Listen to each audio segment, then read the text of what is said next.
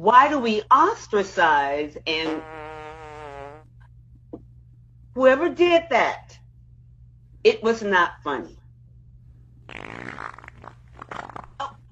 All right, just because classes are online does not mean I will tolerate pranks. Mrs. Baxter, you had us all on mute. What? Yeah.